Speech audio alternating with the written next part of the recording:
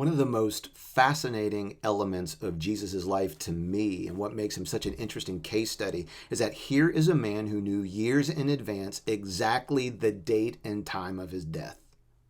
Now let me let that sink in for a second. This man not only knew the date and the time of his death, he knew where he was going to die, the city of Jerusalem. He knew how he was going to die, murder and crucifixion. And he knew who was going to kill him and what role that they played. Now, if you give me all that information about how I'm going to die years in advance, tell you what I'm doing with that information. I'm using that information to keep as far away from that city, from those people, and from those circumstances that I possibly can. But that's not what Jesus does at all, does he? In fact, if we study his life carefully through the Gospels, we'll see how Jesus actually lived his entire life with the end of it in mind. And he sets his face towards his death. He doesn't run away from it. And I have to ask, what kind of man would approach his death this way? Or for that matter, what type of person lives their life this way? The first story I'm going to read is from Luke chapter 18. Beginning at verse 31, this is when Jesus calls together a small private huddle of his 12 apostles, and he breaks the news to them that this trip to Jerusalem is going to be different than all of their previous pilgrimages to Jerusalem over the Passover season. So I'll begin reading at verse 31.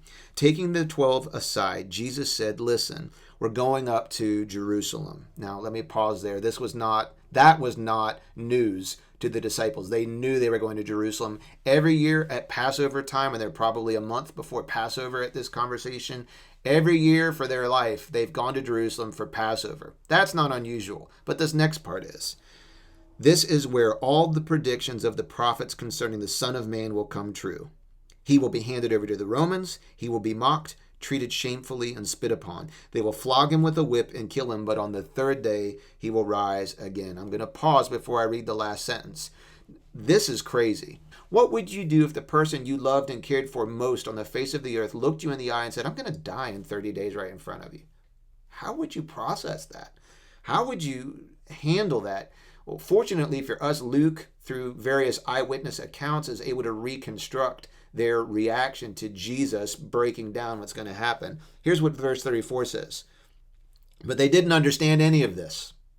The significance of his words was hidden from them, and they failed to grasp what he was talking about.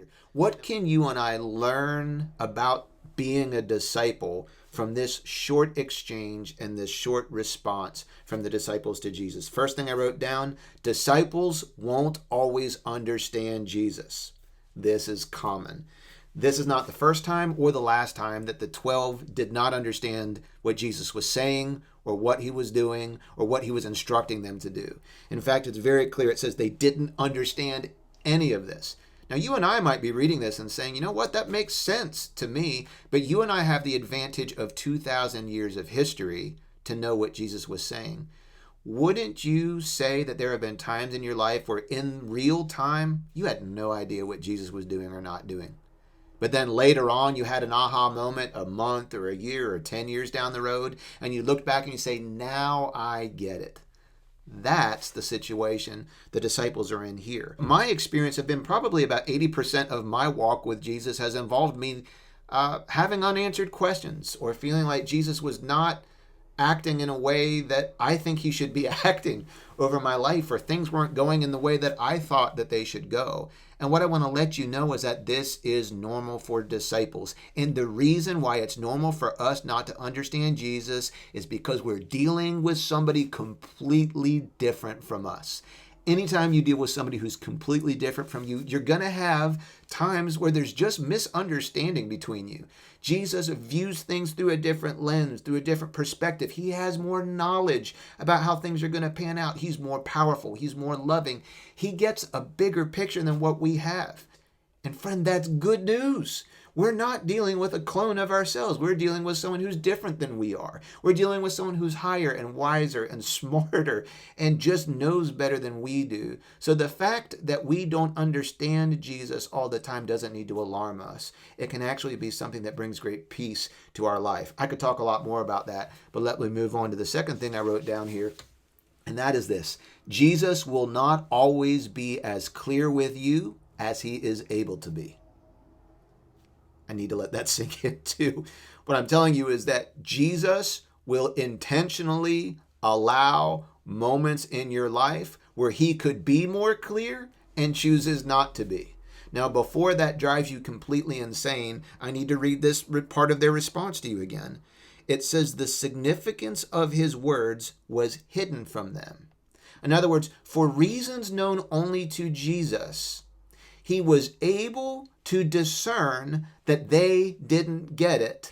And for whatever reason, he chose not to be more clear. He hid clarity from them for a season. And before this drives you completely nuts, let me just tell you, the reason why he does this is to teach them and to teach us that understanding is not always necessary in order for us to follow and obey him. In fact, the third thing I wrote down here is that over time, disciples will prioritize trusting Jesus above and beyond understanding Jesus. The more you study the Bible, the closer you draw to Jesus, the more that you look at his patterns and his behaviors over longer periods of time, you'll come to a place where you value trusting him even more than you value understanding him. Any parent or any adult who's ever tried to motivate a child to do something that child doesn't want to do knows exactly what Jesus is trying to teach his kids. With my own boys, I regularly have to speak into their life or over their life, and I have to give them instructions. And sometimes I have to tell them, don't jump on the bed, or no, you need to go bed before 9 o'clock, or no, you can't have ice cream and soda at the same time. And most of the time when they don't want to go along with what I'm saying, the whole process stops. They start asking questions. Why? Why can't I do what I want to do? Why can't we do it my way? I don't understand. And oftentimes they delay their obedience until I provide understanding to them. And truth be told, sometimes I give them an answer and I roll it out for them. And sometimes that helps. Sometimes it doesn't help. Other times I don't give an answer. I just press in on the instruction that I'm giving them. And what am I trying to do? I'm trying to earn enough of their trust that in time they will know that Dad loves them and knows a little bit more than them and has some wisdom to impart into their life. And it will be simpler for all involved that even if they can't understand me, or if I don't have time to explain why they should jump out of the road while the car's coming, that they'll love me enough to obey me immediately and trust that maybe they'll get understanding later on, or maybe they won't, but at the end of the day, I have their best at heart. God's trying to teach the same thing to you and to me, and so at times he will choose to withhold understanding in order to test our trust in him.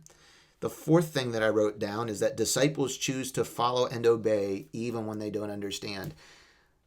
The disciples get no clarity, and yet they bottle up all of their questions. And this is what they do that's so uncommon and so heroic and keeps us from bashing them in this story. The disciples take all of their uncertainty, all of their lack of clarity, and basically just say, you know what? Let's just follow and see where this thing plays out. It's amazing to me because that's not common for most of us, but it needs to become common. In fact, if we read back to the beginning of the Gospel of John, Jesus had thousands of people following him at one point, and then he started behaving in a way that they didn't understand and teaching things they didn't understand, teaching things that were controversial and even stomach turning to them. And at one point in John chapter 6, it says many of his disciples deserted him and turned back and followed him no more. And he turns to this same group of 12 a couple years before this conversation takes place and says, what about you? Are you going to leave too? And Peter basically says, where else are we going to go? We don't have the answers either, but we know you do. And so we're just going to keep following you even though we don't understand. And friend, that's what discipleship consists of a lot of times. Do you trust Jesus enough to follow him, to obey him, to keep pressing in even when you have every logical, rational reason to abandon him? Will you still follow him? And the last thing that I wrote down, and I have to leave on this note, when you can't understand Jesus specifically, you can probably still understand him generally.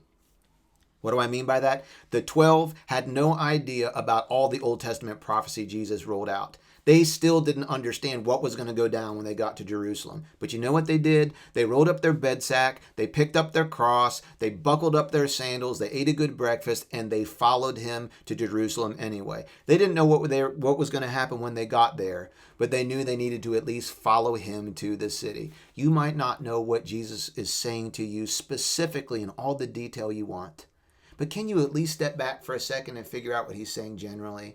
The disciples got it. They said, we don't know what's going to happen, but we know we need to go to Jerusalem. There's a lot of times in life where you might not have all of the details ironed out to your satisfaction. But can I encourage you to step back for a second and say, at least, what is Jesus doing generally? And let me yield and get on board with that. I would love to know what this passage is saying to you. So if you have a second, will you just hop into the comments and maybe just jot a thought or two down that you have as you're studying this passage. And thank you for joining me on this first part of 4 as we journey through the last 30 days of Jesus' life prior to his crucifixion.